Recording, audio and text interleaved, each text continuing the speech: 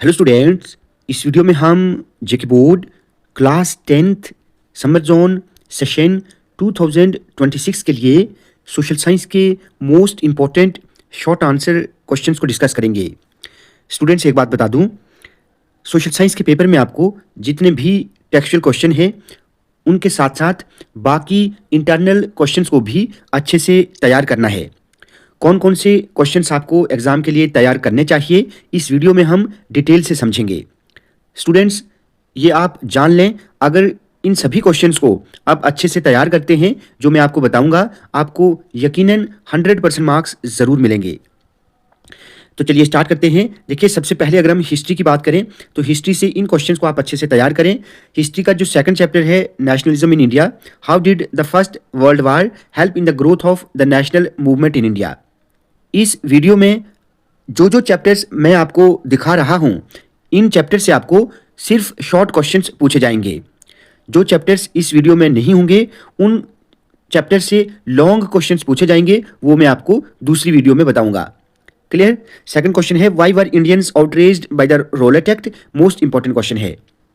Why did Gandhi ji decided to withdraw from the non cooperation movement. इस question को भी आप अच्छे से तैयार करेंगे। अब यहां पर देखें, fourth question, what is meant by the idea of satyagraha and what are the 3 satyagraha movements started by Gandhi ji. अब देखिए, ये क्वेश्चन जो है ये इंटरनल बेस्ड है, ठीक है, तो इस क्वेश्चन को आप अच्छे से तैयार करेंगे। Why was the civil disobedience movement launched, इसको भी आप अच्छे से याद करें। उसके बाद है, discuss the salt march as an effective symbol to resistance against colonialism. Important one है, why was the Simon Commission boycotted by Indians. इस क्वेश्चन को भी आप अच्छे से तैयार करें। उसके बाद, write a note on Jallianwala Bagh massacre. Most important है, why is the growth of nationalism in the colonies linked to an anti colonial movement. इसको भी आप पढ़ेंगे, ठीक है। उसके बाद, why did political leaders differ sharply over the question of a separate electorate. देखिए स्टूडेंट्स, इन क्वेश्चंस को आपको अच्छे से तैयार करना ही पड़ेगा, क्योंकि सोशल साइंस का पेपर में आपको 3 सीरीज में जो सेट पूछा जाता है और शॉर्ट आंसर हर सीरीज में डिफरेंट रहते हैं, ठीक है। इसीलिए इन सभी क्वेश्चंस को आप अच्छे से याद करें। उसके बाद नेक्स्ट चैप्टर है मेकिंग ऑफ ग्लोबल वर्ल्ड। तो देखिए, मेकिंग ऑफ ग्लोबल वर्ल्ड जो चैप्टर है, यहाँ से आपको जो फर्स्ट क्वेश्चन है, what is meant by the Bretton Woods agreement, ये मोस्ट इंपॉर्टेंट है। हिस्ट्री का जो चैप्टर 3 है और चैप्टर 4, इन दोनों चैप्टर से आपको एक ही चैप्टर अच्छे से तैयार करना है। या तो आप the making of global world इस चैप्टर को अच्छे से लर्न करना, या फिर जो इंडस्ट्रियलाइजेशन वाला चैप्टर है, या फिर आप उसी को ही अच्छे से तैयार करें। इन दोनों चैप्टर से जो क्वेश्चंस आपको पूछे जाएंगे उनमें और वहां पर ऑप्शन होगा। क्लियर।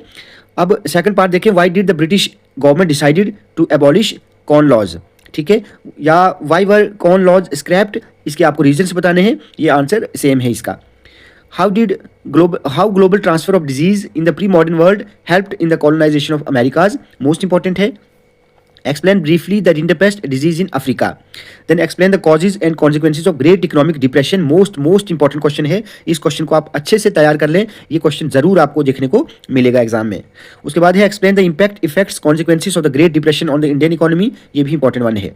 अब देखिए, मैंने आपको स्टूडेंट्स बता दिया, या तो आप हिस्ट्री का 3rd chapter the making of global world अच्छे से करें, या फिर द एज ऑफ इंडस्ट्रियलाइजेशन, ठीक है। इन दोनों में से आपको एक ही चैप्टर अच्छे से तैयार करना है। अगर आप एज ऑफ इंडस्ट्रियलाइजेशन करते हैं तो यहां से इन क्वेश्चन को अच्छे से तैयार कर लें। Who were gomasthas, why were they appointed by the East India Company. Explain the reasons why the port of Surat declined, ठीक है। Why did the some industrialist prefer hand labour over machines in 19th century. Most important question है, proto industrialisation क्या होता है, and how did the East India Company procure regular supplies of cotton and silk textiles from the Indian weavers. उसके बाद, why did industrial production in India increase during the first world war. उसके बाद है, why did the women workers in Britain attack the spinning jenny. तो history से बस इन्हीं chapters से आपको शॉर्ट क्वेश्चंस पूछे जाएंगे। उसके बाद अगर हम पॉलिटिकल साइंस की बात करें तो पॉलिटिकल साइंस का जो दूसरा चैप्टर है आपका फेडरलिज्म, इस चैप्टर से आपको शॉर्ट क्वेश्चन पूछा जाना है। What is federalism, what are the main features of federalism, ये आपको आना चाहिए। यूनियन लिस्ट, स्टेट लिस्ट और कॉन्करेंट लिस्ट, इन तीनों लिस्टों को आप माइंड में सेट कर लें। इनके रिलेटेड आपको क्वेश्चन जरूर पूछा जाना है।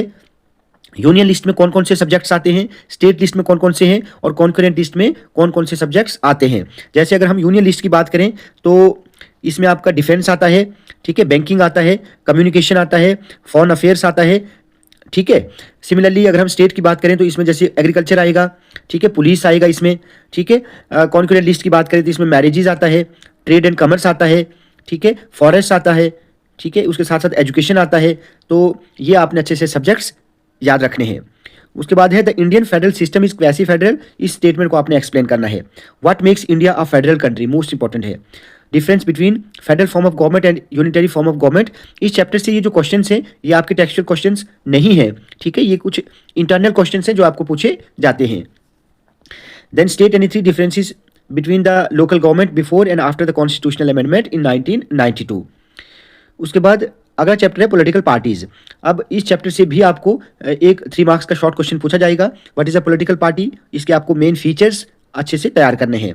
Then 6 national political parties India की जो हैं और 6 रीजनल पार्टीज इंडिया की जो हैं। रीजनल पार्टीज और पॉलिटिकल पार्टीज नेशनल पार्टीज में डिफरेंस होता है, ये आपने अच्छे से याद रखना है। देखिए नेशनल पॉलिटिकल पार्टीज कौन कौन सी हैं, जैसे बीजेपी है, ठीक है, इंडियन नेशनल कांग्रेस है, ठीक है, नेशनल कांग्रेस है, बीएसपी है, बहुजन समाजवादी पार्टी, सीपीआई है, कम्युनिस्ट पार्टी ऑफ इंडिया, ठीक है। देन एक और है सीपीआई, लेकिन इसके साथ एम लगता है, मार्क्सिस्ट ये पार्टी है, ठीक है। तो ये कुछ नेशनल पॉलिटिकल पार्टीज हैं। सिमिलरली अगर हम रीजनल पार्टीज की बात करें तो रीजनल पार्टीज में जैसे नेशनल कॉन्फ्रेंस है, पीडीपी है, ठीक है, आम आदमी पार्टी है, जनता दल है, ठीक है, अकाली दल है, अकाली दल, ठीक है। की बुक पर ये सभी पार्टीज दी है, तो आप इस क्वेश्चन को अच्छे से देख लें। उसके बाद what are the main functions of political parties, most important है। What are the main challenges that political parties face in modern democracies, multi party system क्या होता है, क्योंकि इंडिया में मल्टी पार्टी सिस्टम है, तो ये क्वेश्चन आपको पूछा जा सकता है। इसके आपको एडवांटेजेस और डिसएडवांटेजेस अच्छे से याद करने हैं। उसके बाद है suggest some reforms to strengthen political parties so that they perform functions well, ठीक है, इस क्वेश्चन को भी आप अच्छे से देख लें। उसके बाद है जेंडर, रिलीजन एंड कास्ट। अब इस चैप्टर से भी आपको 3 मार्क्स का एक शॉर्ट क्वेश्चन पूछा जाएगा। Mention different aspects of life in which women are discriminated against in India, state different forms of communal politics, examples के साथ आपने इसको तैयार करना है। How caste inequalities are still continuing in India, what is the status of women's representation in India's legislative bodies, secular state क्या है और what makes India a secular state. Secular state के बारे में अगर आपको कुछ भी पूछा जाता है तो आपने इसमें एक ही आंसर लिखना है जो इस क्वेश्चन का होगा, ठीक है।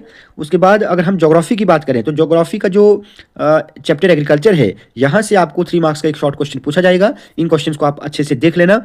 इस चैप्टर से टोटली इंटरनल आपको क्वेश्चंस पूछे जाएंगे। कौन कौन से क्वेश्चंस आपको तैयार करने चाहिए मैं आपको जो बता रहा हूँ, इनको आप अच्छे से देख लेना। What is agriculture, what are the main features of Indian agriculture. देखिए ये क्वेश्चन आपका टेक्सचुअल क्वेश्चन नहीं है, लेकिन आपको पूछा जाएगा, ठीक है। What are the main characteristics of plantation और कमर्शियल फार्मिंग, ये भी आपको पूछा जाएगा, ये भी टेक्सचुअल नहीं है। Then what are the main characteristics of primitive subsistence farming, what are the main characteristics of intensive subsistence farming, ठीक है, टोटली इंटरनल बेस्ड हैं, तो आपको जरूर ये क्वेश्चंस पूछे जाते हैं। Explain the main features of cultivation of T in India, ठीक है। सिमिलरली टी एंड कॉफ़ी, ठीक है, टी एंड कॉफ़ी, तो दोनों के जो क्लाइमेटिक कंडीशंस हैं वो आपने अच्छे से तैयार करने हैं। Then explain the climatic conditions required for the cultivation of rice in India and explain the climatic condition required for the cultivation of wheat in India. उसके बाद enlist the various institutional reform programmes introduced by the government in interest of farmers. 8th question और 10th question जो हैं, ठीक है, इनका answer बिल्कुल मिलता जुलता है, तो आप एक ही आंसर को करेंगे तो दूसरे क्वेश्चन का आंसर भी ऑटोमेटिकली हो जाएगा लिटिल बिट चेंजेस के साथ। Then difference between rabi and kharif crops, ठीक है, या आपको ये पूछा जाएगा कि explain the main features of rabi crops या मेन फीचर्स ऑफ या main characteristics, right 5 characteristics of kharif crops, ठीक है। तो अगर आप डिफरेंस करते हैं तो वो फीचर्स या कैरेक्टरिस्टिक्स भी हो जाएंगे। उसके बाद है मिनरल्स एंड एनर्जी रिसोर्सेज। इस चैप्टर से भी आपको 3 मार्क्स का एक शॉर्ट क्वेश्चन पूछा जाना है। What are minerals, explain the significance of minerals in our lives. What are basic industries, example के साथ आपको समझाना है। Difference between ferrous and non ferrous minerals, metallic and non metallic minerals में क्या डिफरेंस है। Distinguish between conventional and non conventional sources of energy, ये भी मोस्ट इंपॉर्टेंट है। And why do we need to conserve mineral resources, solar energy has a bright future in India, why, ठीक है, most important है। Igneous and metamorphic rocks कैसे formed होती हैं, इस क्वेश्चन को आपने अच्छे से तैयार करना है। कोल की टाइप्स क्या हैं और कोल की डिस्ट्रीब्यूशन भी आपको बतानी है। या आपको क्वेश्चन ऐसे पूछा जाएगा, explain the main features of coal, तो यही आंसर आप उसमें लिख सकते हैं। उसके बाद अगर हम इकोनॉमिक्स की बात करें तो सेकंड चैप्टर जो है एम्प्लॉयमेंट जनरेशन, यहाँ से आपको इन क्वेश्चन को अच्छे से तैयार करना है। Right down the main principles of PPP, what is the role of handicraft sector in employment generation in Jammu and Kashmir, then how employment potential in Jammu and Kashmir can be increased, या इस क्वेश्चन को ऐसे भी पूछा जाएगा, what are the employment generating sectors of the economy of Jammu and Kashmir, most important है। उसके बाद है explain the role of micro and small scale industries in employment generation and discuss the role of tourism in generating employment in Jammu and Kashmir. उसके बाद protecting our selves from disaster, इस chapter से आपको इन question को अच्छे से तैयार करना है। Explain 3 degree of burn, what should be the approach to help a fire burn patient, what should be the constituents of first aid kit, या फर्स्ट एड क्या होती है और इसके मेन ऑब्जेक्टिव्स क्या हैं, मोस्ट इंपॉर्टेंट क्वेश्चन है ये। What should be the role of community during a disaster? Explain the role of search and rescue team during a disaster. इस क्वेश्चन को भी आप अच्छे से तैयार करेंगे। And what equipment should be carried by a rescuer? ठीक है, इस चैप्टर में एक और क्वेश्चन है आपका, explain the role of leader in search and rescue team during a disaster. इस क्वेश्चन को भी आप अच्छे से तैयार कर लेना। एक बार रिपीट कर रहा हूँ फिर से, explain the role of leader in search and rescue team during a disaster. ये क्वेश्चन भी मोस्ट इंपॉर्टेंट है। ठीक है, तो स्टूडेंट्स इन सभी क्वेश्चंस को आप अच्छे से तैयार करें, ये सभी मोस्ट इंपॉर्टेंट हैं, इन्हीं में से आपको शॉर्ट क्वेश्चंस पूछे जाएंगे। स्टूडेंट्स आज की वीडियो आपको अच्छी लगी हो तो आप प्लीज़ इस वीडियो को ज़्यादा से ज़्यादा लाइक और शेयर करें और चैनल को सब्सक्राइब करना ना भूलें।